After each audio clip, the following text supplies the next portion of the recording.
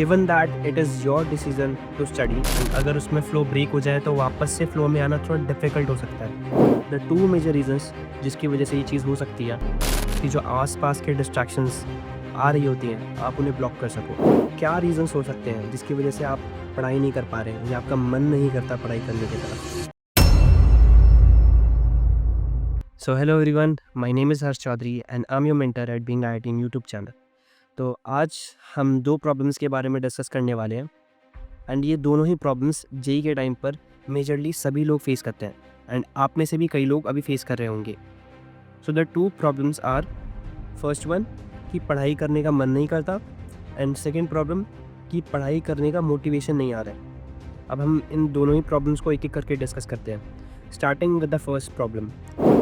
Given that it is your decision to study, तो क्या reasons हो सकते हैं जिसकी वजह से आप पढ़ाई नहीं कर पा रहे हैं या आपका मन नहीं करता पढ़ाई करने की तरफ?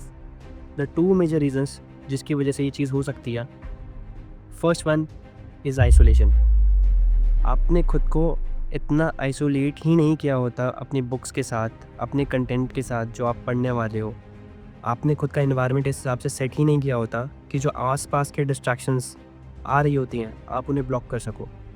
आपका फ़ोन माइट भी टेबल पे होगा, उसकी नोटिफिकेशंस ऑन है, तो इट इज़ लाइकली कि आप फ़ोन पे शिफ्ट हो जाओगे एंड बुक्स पे ध्यान नहीं दोगे and focus गड़बड़ाएगा।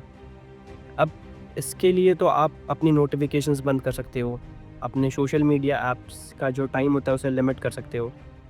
One of the easiest ways जो मैंने किया था विच वॉज कि मैं अपना फ़ोन था उसे मैं अपनी माताजी को देता था एंड बोलता था कि आप अगले 3 घंटे मुझे फ़ोन नहीं दे रहे होगे ताकि मैं फ़ोकस करके पढ़ाई कर सकता हूँ।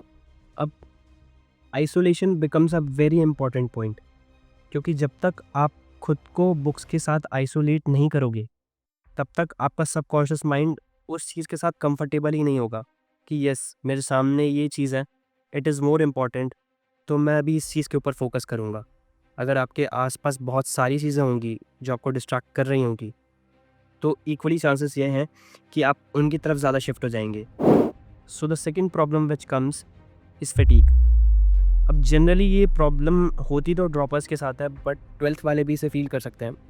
ड्रॉपर्स के साथ क्या होता है कि 2 साल प्रेप करने के बाद उन्हें ऐसा फील होने लगता है कि अब मैं वापस से ये सारी चीज़ें कैसे पढ़ूँगा, एंड वो चीज़ थोड़ी इंटिमिडेटिंग हो सकती है बिकॉज़ एडवांस के एग्ज़ाम और रिज़ल्ट के बीच में एक गैप होता है एंड अगर उसमें फ़्लो ब्रेक हो जाए तो वापस से फ़्लो में आना थोड़ा डिफ़िकल्ट हो सकता है।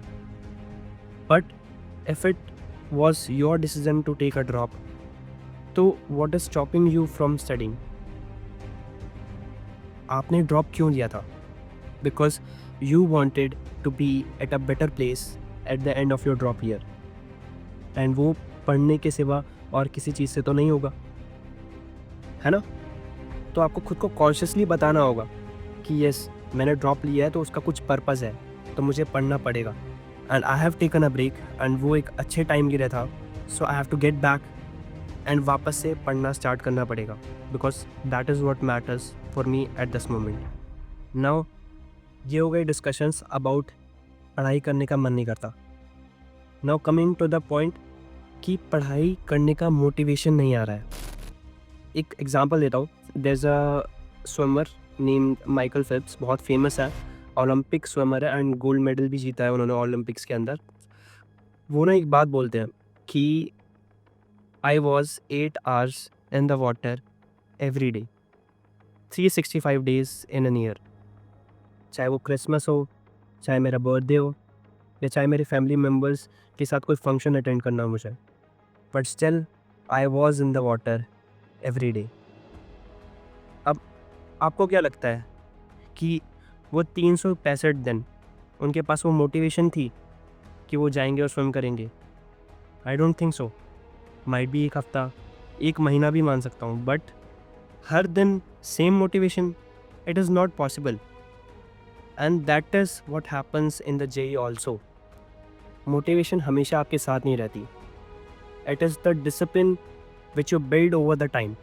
आप पहले दिन बैठते हो पढ़ने के लिए, दूसरे दिन बैठते हो, तीसरे दिन बैठते हो, and as the process goes on आप खुद को ट्रेन करते हो अच्छे से एंड खुद को बताते हो कि yes this is what matters for me at this moment.